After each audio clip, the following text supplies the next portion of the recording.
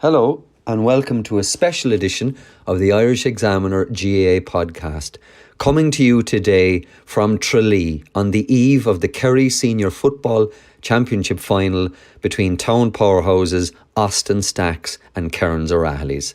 There might only be a mile of road between them, but they haven't met in a county final in Kerry since 1936. Whether you walk down Strand Road or up Rock Street, you can sense the atmosphere this week. You can smell the tension, and little wonder. This is a county final neither side dare lose. However, both the Rock and the Narries agree on one thing. If anyone deserves an 18-foot mural of a superstar in his pomp, it's Austin Stacks legend Mikey Sheehy. We sat down with the Kingdom Great this week to discuss Now and Then, Happiness and Health, The Golden Years, and Mick Dwyer. It's an hour long, so sit back and enjoy, or if you're in the car, mind the driving. Explain to me, for the uninitiated, the pecking order of Tralee football, because I know it's before my time, but back in the late 50s, John Dowling was the legend of Strand Road. Late 60s, Mikey Mitchell won what, 4 or 5 in a row? 5 in a row. Yeah, Tony Shea, Derry Shea, Ted Fitzgerald, Johnny Keller, who else? Yeah. Oh, the Sheehys. Niall, Sean Oak, and Brian Seaton. And would it be fair to say then, from the 70s on, the Stacks have been kings? Yeah, there would have been, I suppose, from the mid-70s. Well, from 73, that was the first county championship that we won in 37 years. And we would have dominated, I suppose, in our era until the mid-80s. The last one we won in our time, I said it probably would have been the same. I finished up in 87, but we won 86. Yes. 86 against. Beat Killarney in the final. Beat Killarney in the final. I remember that. We did. We did. So how many did you win in that 73 to 86? We won 5. 5. And we lost a few finals. Now, I don't know how many finals we lost and a few semi-finals. But you know what was very unfair, I suppose, in hindsight, when you look back at it, is that we were nearly always involved with Kerry playing an All-Ireland final the previous Sunday, and the county final was on the following Sunday. Yes. At least nowadays they have the common sense to give them a break of maybe 2 weeks minimum after. Because I can remember, and it actually, you wouldn't get away with it nowadays. I mean, we were lucky enough that we won the All-Ireland, we'll say. But Jesus, you were celebrating. The Cork, you know, and some of my friends in Cork, when they're taking the mickey out of me, they quote the likes of yourself, and they say, I was lucky enough to win 8 All-Ireland medals, 8 All-Irelands, 5 counties, and now a mural on a wall in Tralee. Yeah. Tell me about that. The mural, look, I knew nothing about the mural. I'll be true for John Samples that there was a mural of you at the back of the castle. So that's all I did. That's the only. So is it visible, Mikey, to the public? No, it's not. You have to go into the back, into the car park, or else you have to go in there for a pint and you go to the toilet. You go to the back. But it's a big, isn't it? What's a big one? It's impressive. Just grand, you know. I'm quite happy for it to send to the street. Because you know why? I don't know why, and maybe there's another one down there. When I heard about the mural, I presumed it was on the corner of Pembroke Street there. You know, as you go around to the Golden Rooster, I thought that there was a big one there. When I heard it was going up the road, there was something there at one stage, wasn't there? Oh, there was Shawnee Walsh. I think they had something of Shawnee Walsh there. I know it's still there. The catch against Dublin. Yeah, the catch against Dublin and against Brian Mullins. That's the one. But the guy that did it, or that does it, he did it in a smaller one, then kind of just a plain black one. Just as you go around over, before you come to Radio Kerry there, the traffic lights, turn right. It's just there in the corner of me. It's something similar. I'd say it was probably based on the same one that he did. It was against Tyrone in 86. But he's led by the name of Mike O'Donnell. He actually played with Stacks. I remember him. Yeah, lovely. He's a very talented guy at what he's doing. And he's done several of them. Did you know about this mural before? No, I had no idea about it. I had no idea. I swear to God. You must have got some slagging off the crew. Slagging, desperate altogether. Absolutely. Get out of it. Well, as I was saying, I have a free port on the castle back for the rest of my life and all this to buy. No, I didn't know. No, nobody said a word to me, but it didn't bother me. No. Tell me, going back to those 70s, and again, obviously for people who aren't au fait with Tralee football and Kerry football, That Stacks team, Mikey, I mean, you grew up together in a way. I mean, or were you different vintages? Because there was John O, there was Ger Keefe, there was John L, there was yourself, there was Dinny Long, there was Powery. Yeah. The boys, I'd say John O, Powery, Ger O'Keefe, Tony O'Keefe, who was on the squad. Oh, yeah. Would have been around the same vintage. They would have been a couple of years ahead of me. So I wouldn't have played underage, under 16, we'll say. I did play minor with them, okay. So, and Dinny Long then obviously joined the club whenever, was it late 70s or whenever. So we would basically, though, you know, we all came together then, I suppose at minor level, and then obviously at senior level there was a great foundation. When you had 4 or 5 fellas on a county team, which was always going to give you a base, and we were lucky enough that we were involved with Kerry at a very successful time. And again, I'm interested now because you know there's the whole politics at the moment in football about inter-county players and their commitment to the club or not. Yeah. How often realistically did you train or did you even attend training with the Stacks during the season back then? We didn't really, no, genuinely, because Mikko, I suppose, who in my eyes is still the best manager, Gaelic manager of all time, Mikko had a job to do. He didn't give one hoot about a club. I tell you straight out. Right. I know that myself. Yeah. Talking. And then in fairness to him, he was right. He had a job to do. He was the Kerry manager. He wanted Kerry to be successful. So he had first call on us, really, you know. So we missed the pile of county league games and that with the club. Now, Powery at the time probably was in Dublin, and John were in Dublin in the earlier years. So they'd have been training probably with me Hall and whatever. You know? And they wouldn't have been down barring for maybe county league games if we were allowed to play. But I would go down training if I was available. If we weren't training with Kerry, I'd go down. But you wouldn't do the full session. You'd go down, have a few kicks and try and be there. And you know, I used to often say, in particular, as I said to you earlier on, if Kerry won an All-Ireland final and we won, like the boys, we wouldn't come up maybe till Thursday night before, and the county final then was the following Sunday. And that's very, very unfair on the ordinary club guy. Yeah. Even though they never, in fairness to them, they never protested about it. And it wasn't just one coming back, it was probably 3 or 4 coming back. There was 3 or 4 of us coming back, like, you know, so it was, you know, it's really kind of, I suppose you could laugh at it nowadays, but you certainly wouldn't get away with it, you know, certainly. We're in your house here at the top. It's in Mona Valley, but I suppose it's an extension of the rock in one's. Was that coincidence, Mikey, or when you were buying, are you conscious in Tralee of where you're buying a house? No, because my son Mike, he lives above in Strat Road, right in the middle of it. Really? Yeah, he bought up there. No, it didn't really, Tony, because when myself and Grania got married, we built a house out in Farmers Bridge. All right. So I lived there for a few years. So you could have played with Ballymac? Could have played with Ballymac, is right.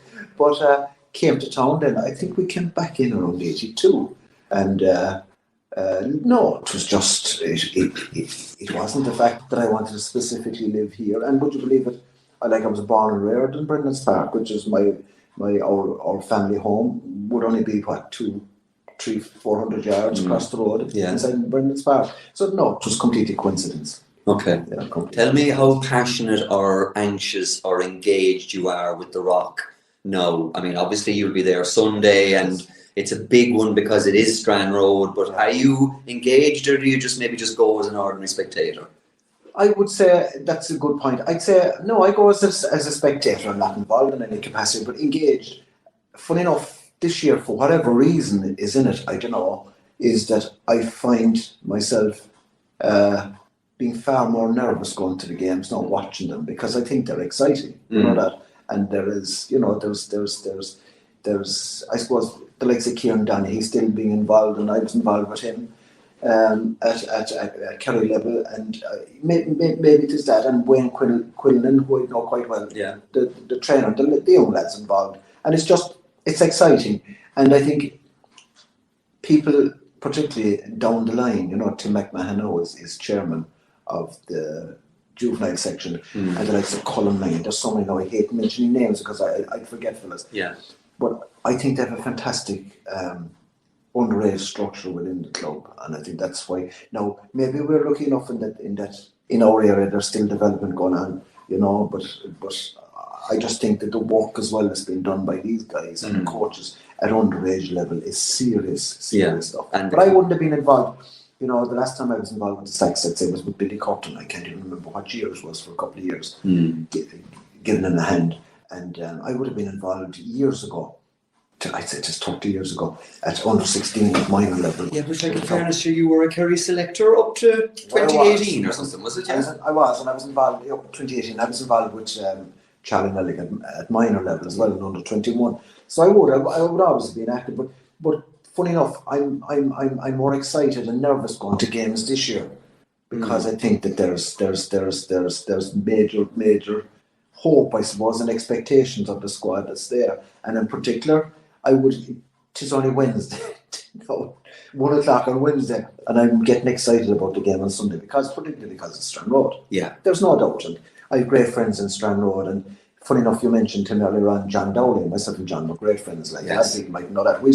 Myself and John would have a coffee every morning for years. When I was playing with Kerry. He was in it. I mean, you know, you're talking about your legendary. Well, you don't talk about your legendary status. You never do. But geez, even when I was young, John Dowling's name resonated around town, didn't it? Oh, it resonated around town. And like, I mean, the work that man, like, I think it was John, like, the fruition when they won. They won in 2002. Was it? Yeah, they were beating in the final in 2008. And they're beating the final. Yeah. But it was definitely John's work. And John got them, because it was like when we were on top, Strand Road were poor. You know, and they were making it, which was John Dowling's. Yeah, he's kind of like the godfather of the club almost there, isn't he, Mikey? Completely, absolutely. But as I said, a great time for him, because I remember an incident when I did my crusade, actually, in 1987 or 88 it was. I'd say it was 88.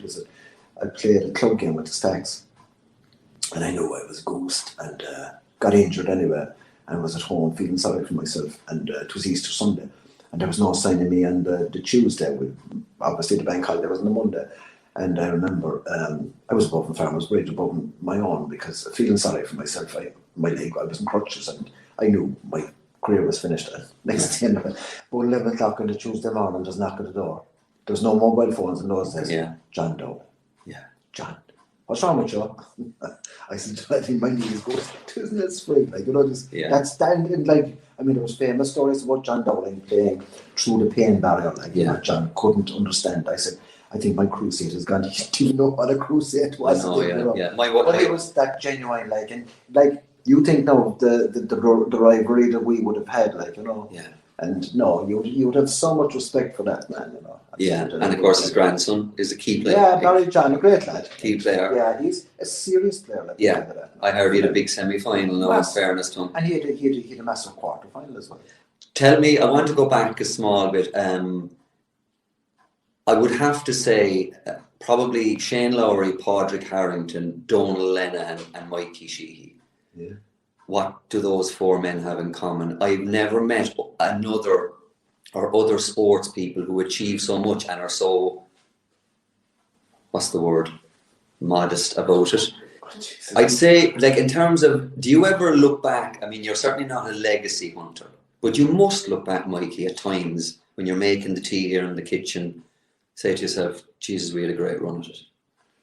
I don't know, sometimes you would, I suppose, you know, but you're not very often, Tony, like, you know, I get, I don't know, it's just the way I'm made up, really, and I suppose maybe it was the way I was reared at home, and my mother and father, we came from a great, lovely, happy family, and, you know, even since I've retired, which is 30 years plus, right, and if somebody starts talking about something, I'm not comfortable when they start talking about me. I just prefer to change the subject straight away. Yeah. And it's just the way I am. I always will be. Sometimes you do when you're on your own, and particularly now, like, say, big games coming up now, like championship matches, like Kerry are playing in, you do kind of, not as often as I would, you would kind of reminisce in your head, like, you know, you'll be saying, what I would always be thinking is, what are the players doing now, you know, on a Sunday morning, you know, 11 o'clock, are they having a rub down or a break or a lie down or having a cup of tea or whatever, you know, just that. And you would think back then to old times, which was totally different. Like,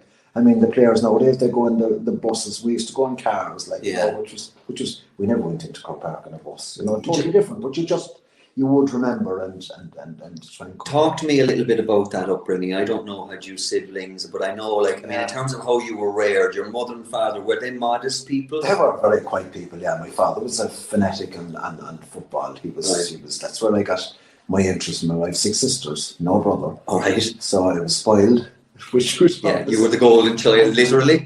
Well, and I just had a love playing football, always having a ball over in Brendan's Park up against the gable wall.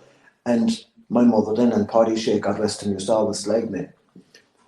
Before I got married, even though Grant said to me, no, she said I used to do it as well. But when I used to come training in those days, you had your own gear. Nowadays they have their own gear laid out for them when they come training.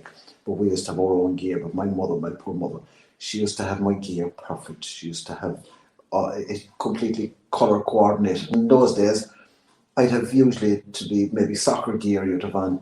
Obviously, I'm a big Man United fan, and I wouldn't have had many Man United jerseys on me, but the one that I used to love wearing was the old Crystal Palace one. It was a kind of a vertical or a horizontal stripes. Yes. And a kind of a light blue togs and the socks. And and different ones. And there was another one then, it was like a Birmingham City jersey and white togs and blue socks. But she used to have the whole thing colour coordinated for me. Then I used to have my 2-3 pairs of boots, and if I was training during the winter, she'd have Dublin. I don't know if you've ever. I remember it. Yeah. She'd have the Dublin. It's kind of a Vaseline. Yeah, Vaseline to soften the boots and keep them perfect for me, like so. Yeah. And probably she used to be laughing that more or less that, you know, when I left home that I wasn't as well taught out at all, even though Granny would be too happy to hear that. No. Yeah. No, actually, before we leave that subject about those little tics that you had.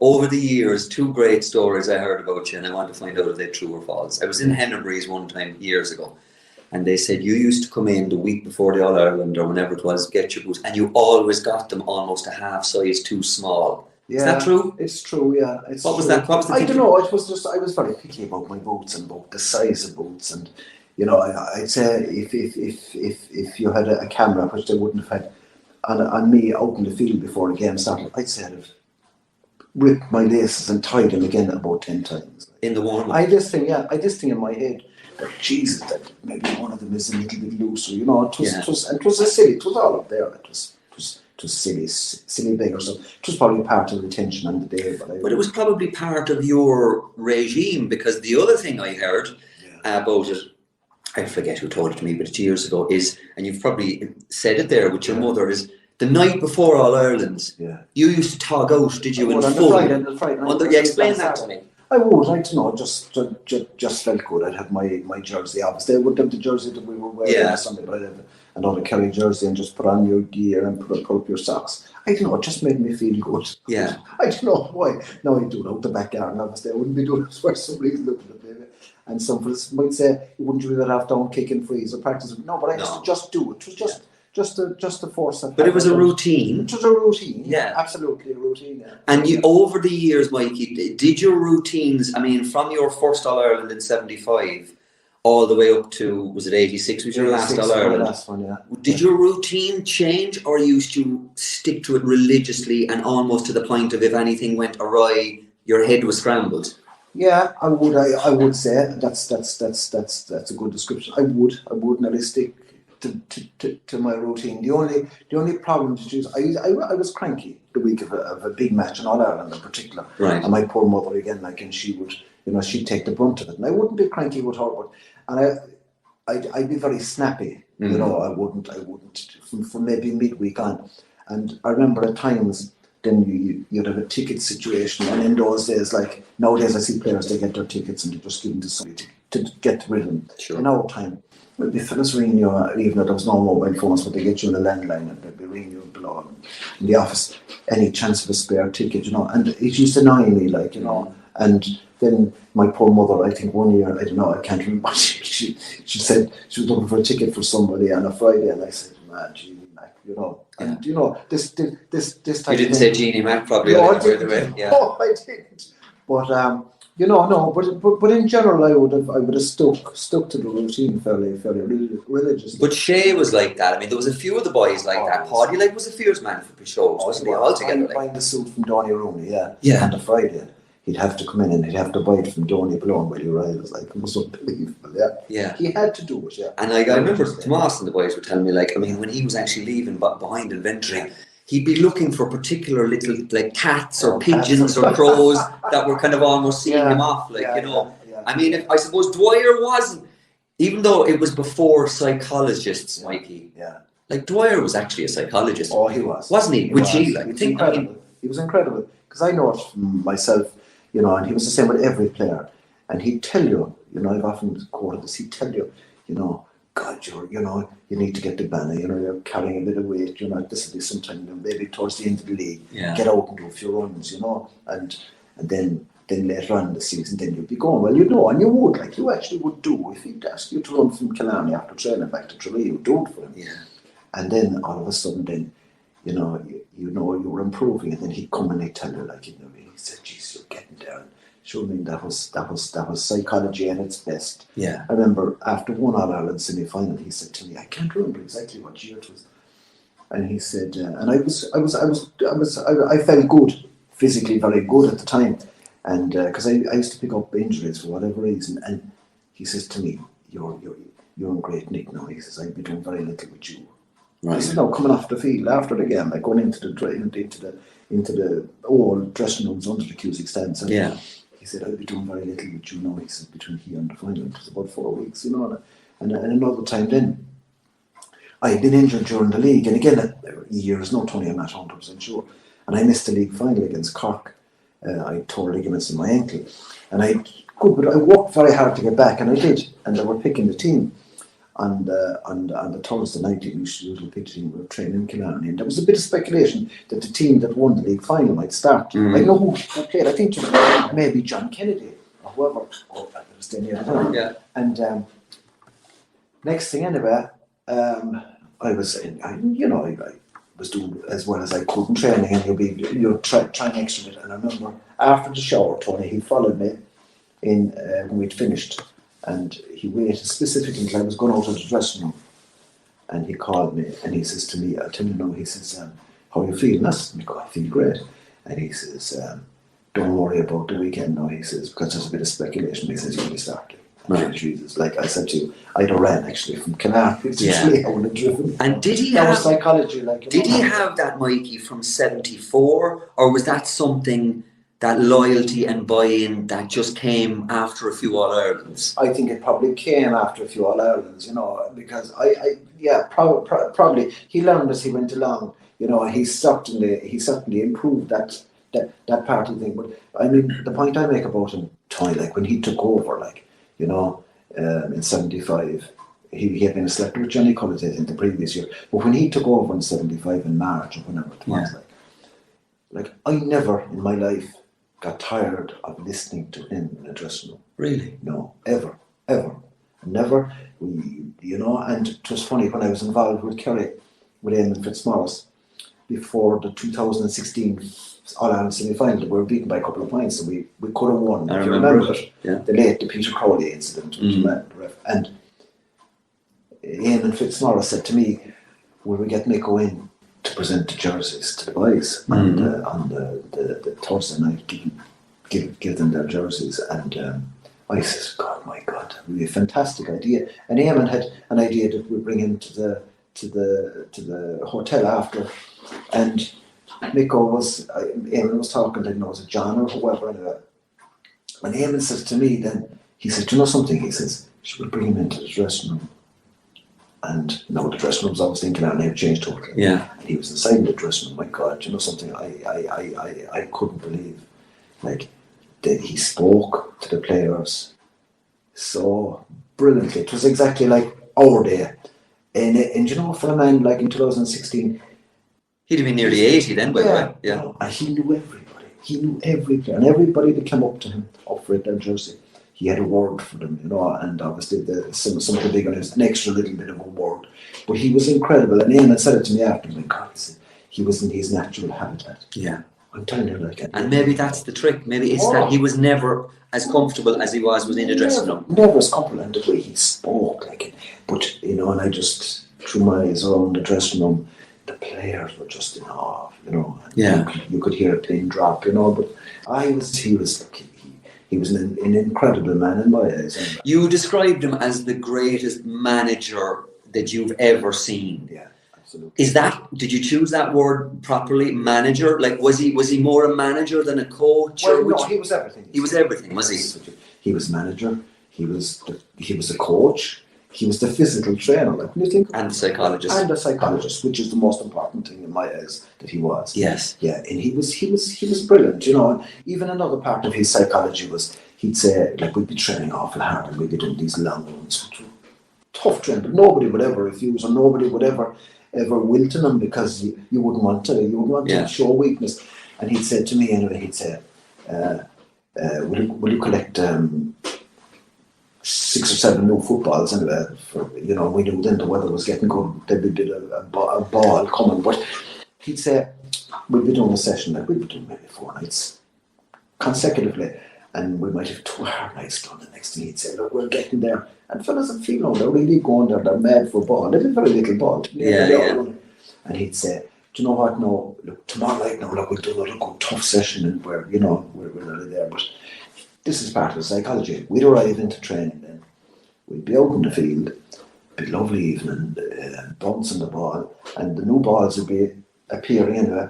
So, like, the warm-ups were very little. The warm-ups, the PE fellas used to stretch, all right, John Owens and whoever else was there, Dean Henn, and then we'd do 2 laps of the field. The next thing he said, we'll do now, lads. He'd pick out a bit of paper and he'd have 2 teams picked in. Yeah. Fellas were like young calves on the place. Jesus, he got more again out of fellas. Because no hard running tonight football, but they'd be going through to be like a championship game. And what is it, Mikey, about a footballer and the sight of a new O'Neill's size 5? Isn't it? Oh, it is amazing. Even when I was involved with Kerry, you see the new balls there, you'd say, oh my God. You know what it is? You know, it's kind of, they nearly stick to your hands somewhere. Yeah. And they're just all that. Jesus, and they seem nicer to kick everything, but you're too. And, you know, and when they're pumped to the full, sometimes you feel they're too hard. Did you ever have any difficulty kicking frees off the ground with a new, you know what I mean? Like sometimes... Or you were, because it was all off the ground then? All off the ground then. Maybe sometimes, but no, it never kind of bothered me, really, Tony. Yeah. I wouldn't take any great notice. But it's sometimes now, if you were playing an old club game and they'd be balls, they'd be like balloons, they'd be cat all together. Like, everyone would say, what's wrong with him today? But no, in general, no, they wouldn't. How much? The quality would be how much did you concentrate more on practice as you got older, especially like with your free taking? I'd say, do you know something? I think as I got older, I did less practice for whatever reason. Yeah. I always kind of felt it was on the day. Now I do a good bit of practice, obviously, after training. You know, when we're leading up to a game, I'd spend maybe half an hour after training, and I'd done a bit before training as well. But a lot of players would have gone down. I know that, I don't know about the present players, but up to maybe 10 years ago, I heard of players that go on the Friday night, you know, before a big game, they go down to their club field and kick. I never did that, no. No, I used to go actually out to Banner for a bit of a walk or whatever, you know. And absolutely. Again, that was part of the routine. Maybe I might go jog maybe for a half mile or something and then walk away, and just always on the Friday night on my own. Nobody with me. Way back over around the cool Tralee. Yeah. Just funny. You mentioned there a while ago about, and I can vouch for this with you over the years, that you hate people. Not that you hate is the wrong word. You have no problem with people coming up to you, but you don't want them talking about you. No, absolutely. And I remember a night many moons ago, and you can imagine how long ago it is now. You and I, we were at a Rose Ball. We were talking at a Rose Ball one night, and I'd say we were standing together for about an hour, and the number of people that came up. Did you ever get sick of it? I know, Gran, you probably got sick of it, but did you ever? Gran, you probably would. No, I wouldn't really, no, because I think most people are nice and they want to engage, they want to have a chat, and I have no issue with that. Like, now you wouldn't obviously as much nowadays because people wouldn't know you as much, but then you would. I'd have no issue with it. I don't know, maybe it was just about the way I was reared, but I didn't have any problem with it whatsoever. No issue with it. No. I don't believe you that people don't come up these days to you. They would. Some people would, like, you know, but in those days they would laugh. But I didn't have a bother, you know, and some fellas used to slag me, and they'd say, Jesus, if you're inside in a bar for a couple of pints and the biggest plague in the bar could come over to you. Yeah. But I had no issue with that, like, not at all. I always trying to be nice to somebody, that was it. And I know you said it's very much in how you were brought up, but was there ever a stage that you actually felt to yourself that it maybe was going to the head and you had to kind of pull yourself back? Well, I'd say, do you know something? I don't think it did, because if it did, I had my wings clipped at home big time, like, By mother and father? By both, yeah. Would particularly by my father. He would. Because he was a very unassuming, quiet man. No, he never played. He played football in Cloud years ago. I think with long range years, and he, never at a high level, but he would still have that just, you're only as good as your last game, and and you just be very, very grounded, very grounded in a nice way. You wouldn't ever, I suppose it was funny, the rituals after games in those days, like, was that we go away, but groups of us, like, there was never a function that night that we kind of sat down. We'd all meet up in the grand and that. I'd always meet my mother and father and my sisters. Right.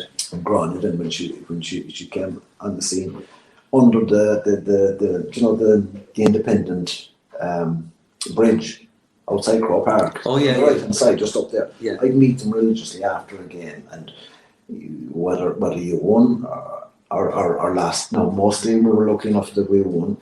They were there, and all they'll say to you, my father in particular, he loved his football, loved going for a pint, and all they'd say was, well done or hard luck, and whether you were good or whether you were bad, it was the same story the whole time. But there was no, even if you were the best player on the field, you weren't going to get special treatment, or if you were the worst player, you get exactly the same reception. He wasn't the kind of a father who said, like, should you not have passed that? No, he never said a word. Never. No. He never, even, never.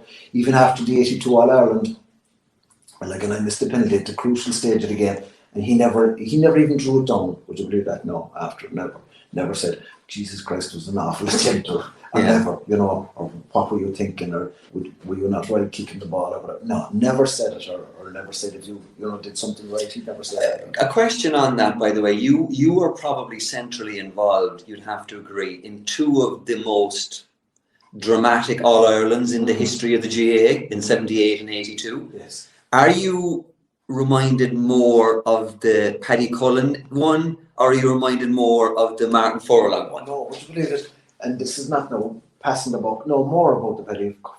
Cullen. I would have imagined so. There's most people want to talk about that. No, to be fair, very few people have mentioned 82, and I think Seamus Darby probably saved me. Well, I was going to say the 82. We all talk about Seamus Darby, even though my penalty was crucial at the time. But here's the thing: I remember you and I chatting years ago, and you made a very fair point. Yeah. And I think somebody else was in the company the same night, and they said that famous day in 1982, there wasn't too many other guys stepping up to take the penalty either. No, there was no volunteer, but there was plenty of volunteers later on that night, and they were all pissed like myself. Yeah. Why did you take it, and why I'd taken it, or this? But no, there wasn't. And look, I mean, it was one of those things. And in fairness to Offaly, something, and I'd know a lot of the Offaly lads very well. Yeah. And I suppose of all counties to beat you, something, they weren't a bad bunch. They were great for a small county. Yeah. They won hurling All-Irelands, they won football All-Irelands. No, Gav Shane, golfers, one of the best golfers. Yeah, and they're great, and they're nice people. And in 1980, there was that classic shootout in the semi-final. That's right. When Matt Taylor got Matt Connor, got, what did he get? 2-9. And in 81, Jerry Carroll hit the crossbar at a crucial stage in that game. A lot of people don't remember. Midway through the second half. In which one? The 81 final. Okay. He did. He hit the crossbar, tipped back in it, and Charlie, brilliant keeper, beaten, hit the crossbar and came out. And it was a very important stage in the second half. Because I remember the goal, the famous goal where Mick Dwyer said, "I know they're really rolling." Do you remember he walked it up and Jacko? Right. Like that. That came at a vital stage. I mean, I guess there was only 10 or 15 minutes left, and it was in the melting pot. Vital stage. What the game was in the melting pot. Yeah. And as I said, I'll take you back to that shot by Jerry Carroll off the crossbar. So they were close enough to us always. And Eugene McGee, the late Eugene McGee, God rest his soul, he was a brilliant coach. He was a very good tactician. Now that would come from talking to John O'Nogie, who had played under him in UCG. He was ahead of his time as well. Very, very very, very astute man on the line. You know? How long, forget the penalty, I mean, I'm talking about the actual being denied history. Yeah. How long did it take you to shake that out of your system for good? Like a long time. I'll tell you that, a long time, yeah. Because I would have felt, you know, particularly bad, obviously, about missing the penalty. And I know how much it meant to Mikko, and all that now. And Mikko took Mikko. I'd say Mikko, then a lot of people say Mikko never got over it. And probably we didn't either. But as I said, the other time does, you know. But I'd say I went through a bad phase for a long time after. Like as in months or years? Oh, I'd say years. Really? Years, just thinking about it. No, not on a regular basis. Yeah. There could be a lot worse than that. But just it would have hit me fairly hard. Yeah. I mean, I get that because it's the old saying, isn't it? Like you remember the losses more than the wins. Oh, big time. Time. I would have said that. I'd said that to you before when we were doing an interview. That definitely you remember, you know, when somebody said to you, what do you remember more? I remember 82. Comes straight away to me first. Like, really? Despite all the other 8? Despite it, I'm telling you. Yeah. That would come to me first. Like, yeah. Do you have all your 8 medals left? I do. I have. Do you know where? Given how meticulous you were about everything, you must have come. Inside in a box and probably do that. No. I thought you'd have made brooches and stuff out of them. I did brooches. No. I have 4 grandchildren now, and I'd say I look after them with medals down the road. No, you know that's the way it would be. You know that's not them inside the box somewhere. Genuinely, Grand. You know where they are. I have no idea where they are now. There's yourself, P.O. Spillane and Pori. And Ogie. 5 of us. Oh, is there 5 with 8? Yeah. 5 with 8. And I think Cluxton got to... Did Cluxton get to the 8? Mm-hmm. He did, but they're incredible, like, and yeah. Okay. And James McCarthy has 8, hasn't he? There's a few of them have 8. Fenton? No. Fenton doesn't have 8. James McCarthy definitely. Philly McMahon probably has 8. He was going with a good bit. Stephen Cluxton definitely has 8. Who else? No, there must be. There's a couple of more. You saw them, Mikey, at close quarters because you were a selector with Fitzmaurice. I did. Now, in fairness, I would have to say of Fitzmaurice, I think he must have been one of the unluckiest Kerry managers. Like, I mean, you look at 2013, the no show in 2015, and yet still could have got a draw out of it at the end.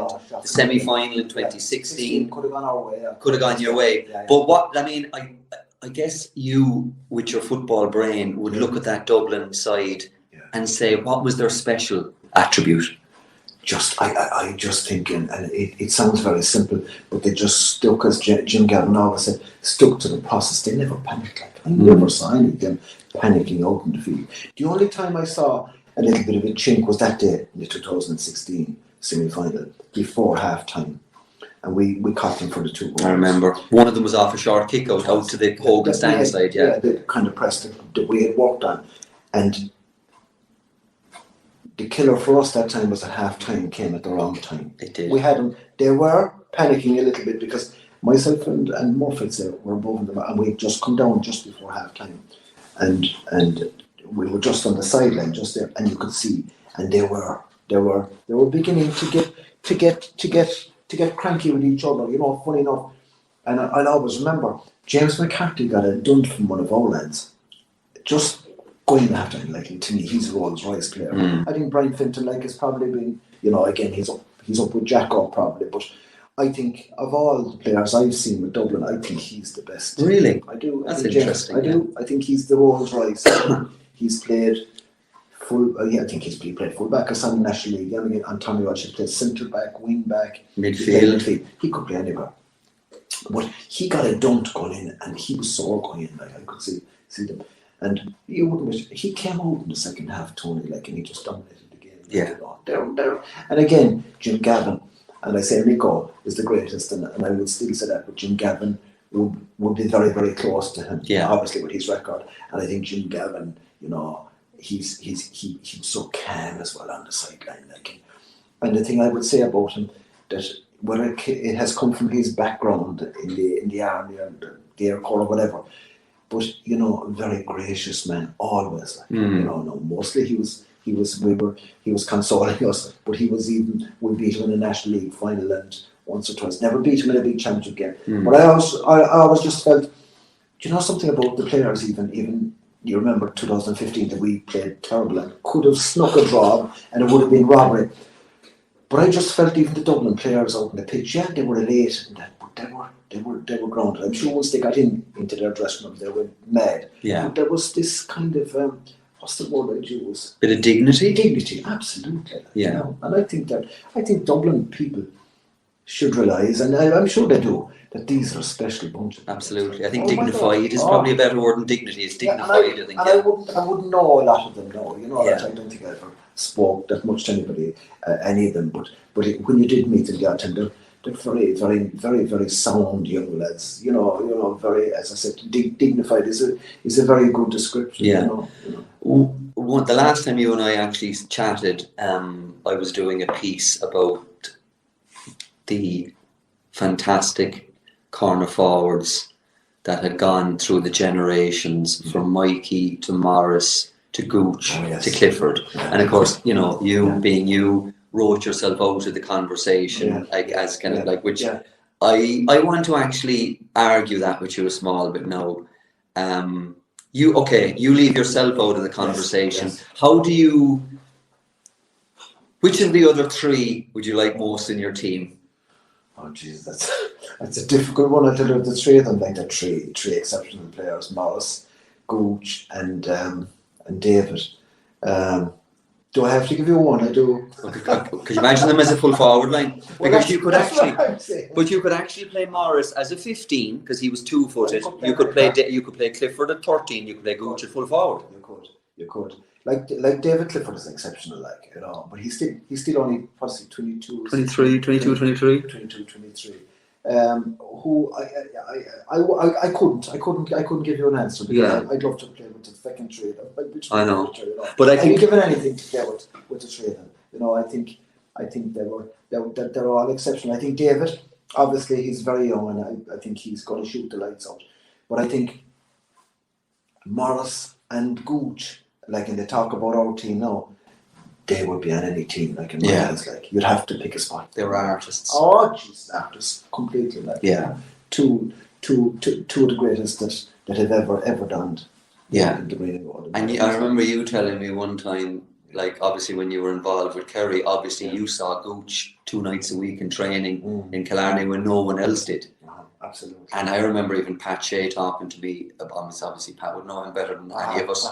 Some of the things he could do with the ball. And I'm not just talking about scoring, I'm just talking about his creativity. Actually, in 2016, like, I mean, it was like a new lease of life to him. And I remember, it probably was the time when you were over there, that we were over, do you know where you have your spot over yourself in Deer? Yeah. Portugal, we had an AVB game one evening. I'd said we were right in and said, what would you do? We'll have a game. Because it was our first evening there. And it was a beautiful tour. It was a Thursday evening, I swear. And we had an AVB game. I'd say it was that year, possibly. Gooch was on the 40 and Eamon refed it. And he just left it flowing. Well, there was a bit of clipping going on, right? Yeah. Oh, Jesus, was the best football I've seen. Like, oh my God, it was absolutely. But the Gooch was absolutely in his pomp. Really? Oh my. In terms of what? Just everything.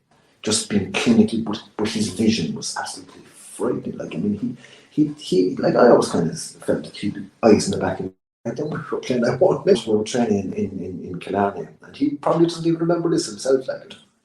And he pinged a pass. He was over on the Taylor side, the opposite end now to the dressing room end, and he was over on the right hand side. He was playing something, but he drifted out on the ball, and one of our lads went through. Anyway, I can't remember. I know the player, but I won't because I don't remember it. And he kind of turned this way for the pass, but your man's pass was so good. It's actually each man in here. In the throw. On the throw, yeah. No, your man should have caught it. He should have been smart enough that he knew just coming. But he hit it with the outside of his foot. Oh my God. Yeah. Just incredible. He was there another day that I saw him, and it was shortly after his mom passed away, and we didn't even want him there. I'd say she had passed away during the week. He came down and he went for a few kicks, and Eamon had the boys up at the other end of the field, and I was on the sideline with Murph, I'd say it was, or somebody, and next thing he started kicking from the terrace side down into the dressing room end. from the left side. So it was the wrong side for him, like, yeah. Yeah, I tell you, no exaggeration. He pinned. I'd say he took 10 kicks, and I don't think he missed one. Over the bar, outside of the boot, obviously. Outside the boot every time. Like he was just an incredible player. But see, the first time I saw Gooch playing was I was involved with Tralee. He was a minor. Yeah. And again, what year was it? It was 2000 and was it 2001 maybe? Or even 99, 2000, I think. 2000 maybe. Yeah. Or in Parky Cleave. My God Almighty. He gave an exhibition that day. It was incredible. And he was probably about 4 stone then. And the jersey was miles too big for him. And he had it outside him, and it was hanging off him now into the street. Yeah. Hanging off him. He was now lost inside the jerseys. And I wouldn't be 100% sure, but I would say Cork management tried 3 or 4 different markers on him at the same time. And we were sitting in the old dugouts in Cork, I remember now. It was an awful place to watch the game because you were below the grass, like, yeah, I do, yeah. And I was watching it. And next thing, the second half in particular, he went to town on the Mount Hill. And all I used to do was he'd get the ball, right? And next thing, he'd give a shimmy, he'd play 1-2 the odd time. And all you'd see was the ball in the air. And all I was doing was looking at the umpire. And all you could see was the umpire. He was pointing as the ball was in the air. Oh, he was just absolutely. And Dublin beat us in the All-Ireland semi-final.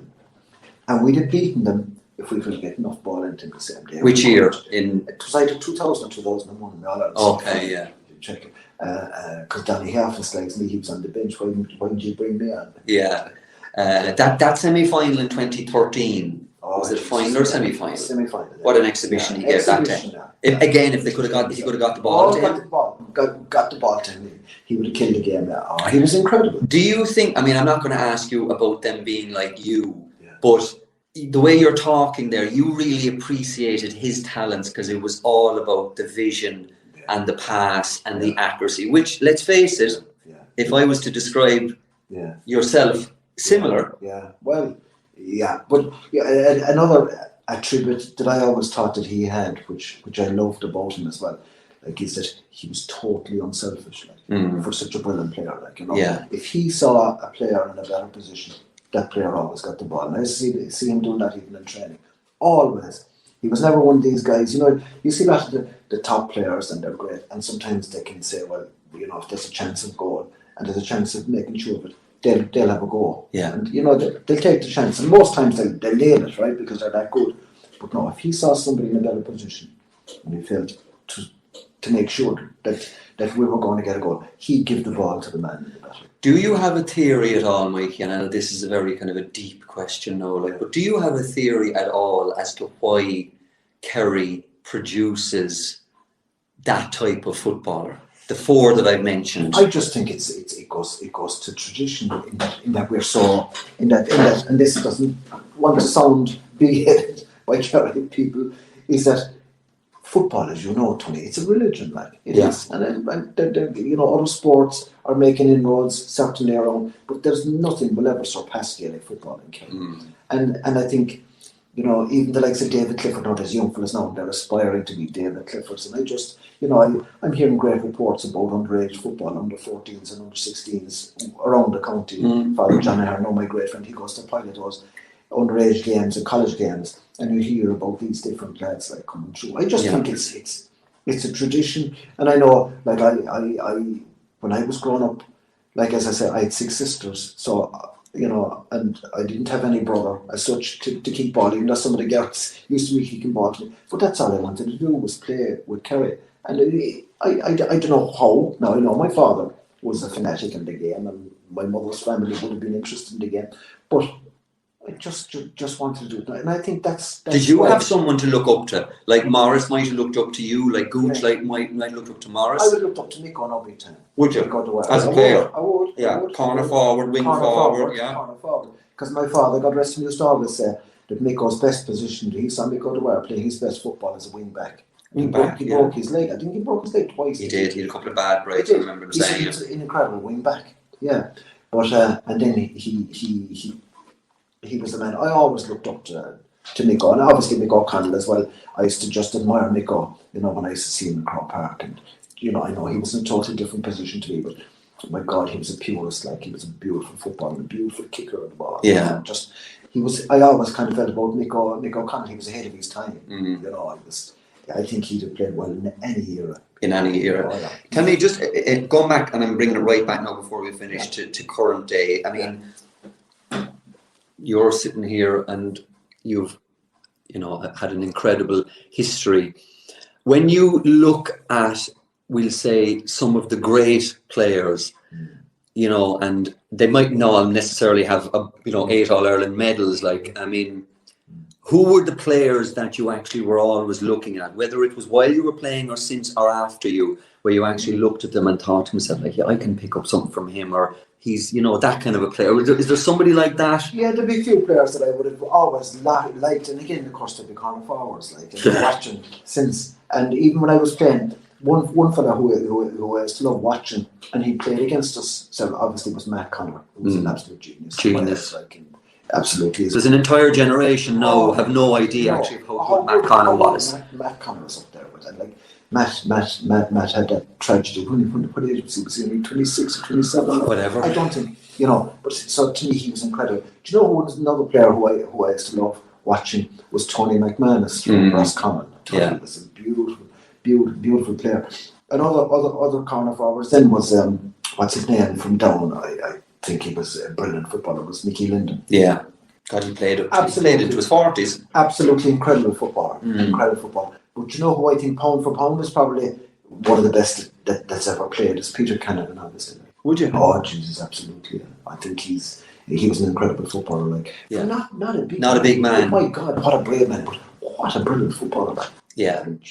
I thought his goal against us was it in what year? 2008. The one where he slipped it down beside Murph. Yeah, Jesus. Yeah, off his weak side. Off his weaker side, like, it was incredible. Yeah. Oh, Jesus. And he'd do that all day long. That was just like him doing something out in the back garden. Yeah.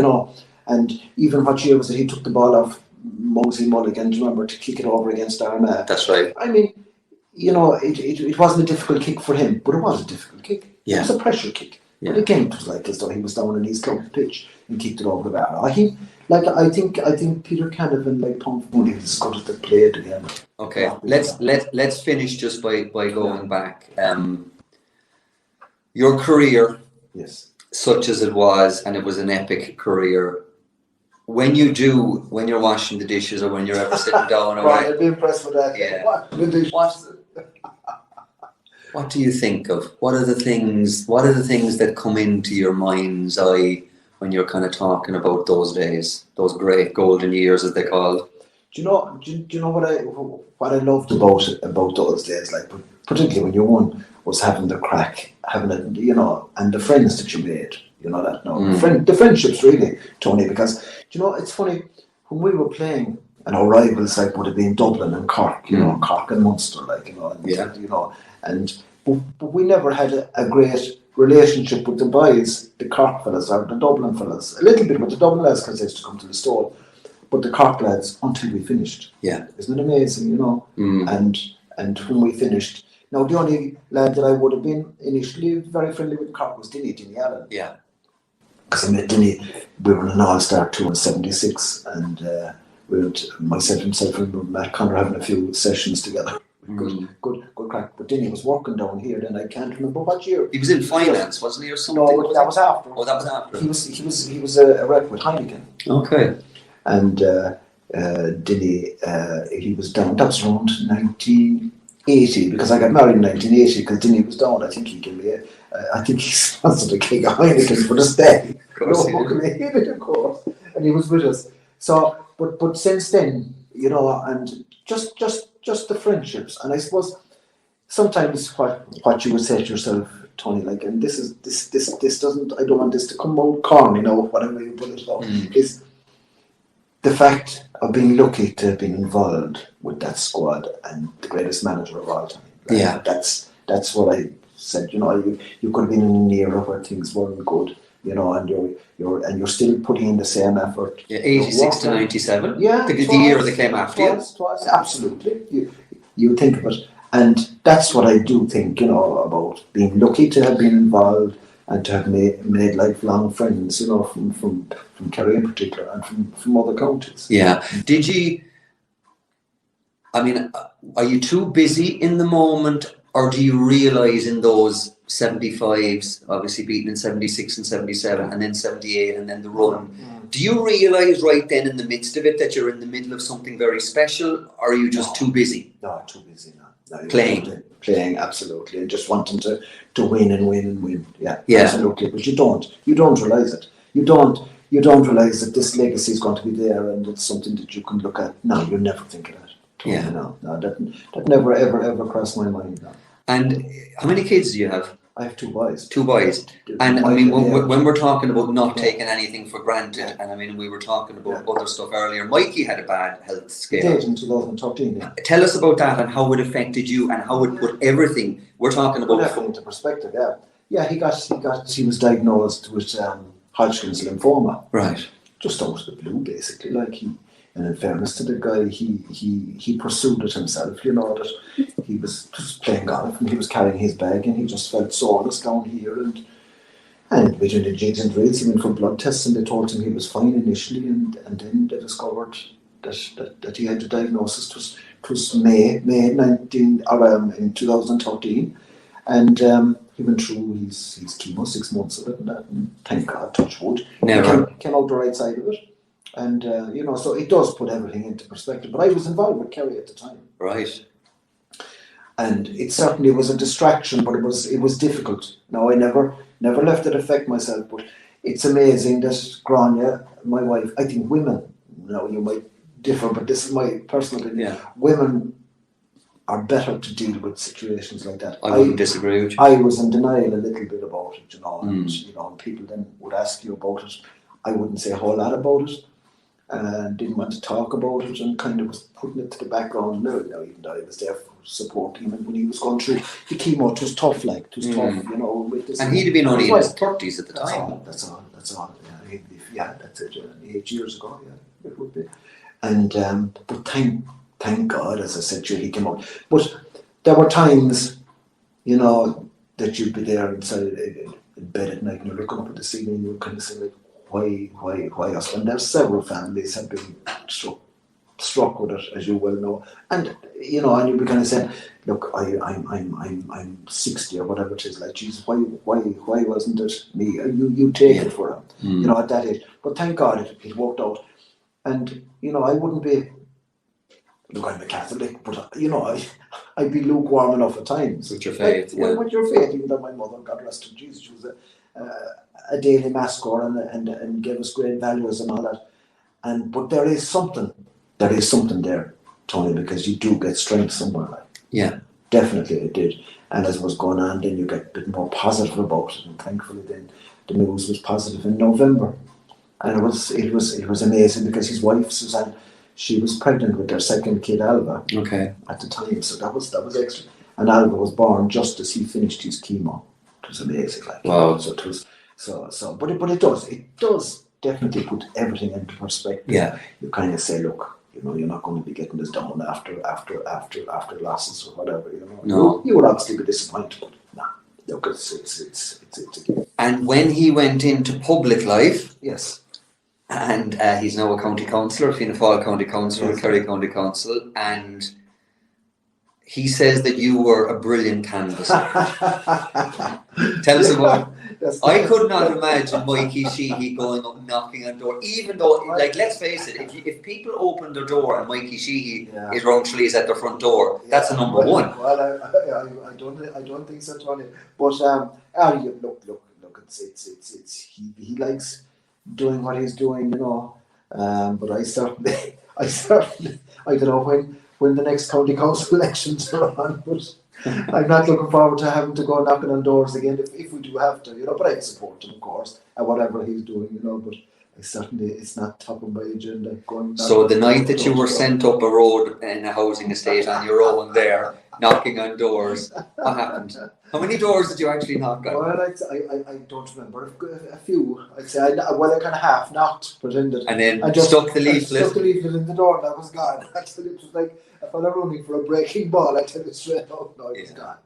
But that was it. It was fun. Mikey, thanks a million. No problem, Tony. Bye. Pleasure.